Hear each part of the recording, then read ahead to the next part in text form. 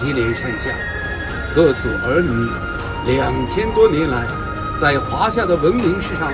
书写了巩固民族大业、实现祖国统一、民族繁荣的恢宏历史。朋友，来张掖吧，感受2000年的丝绸之路，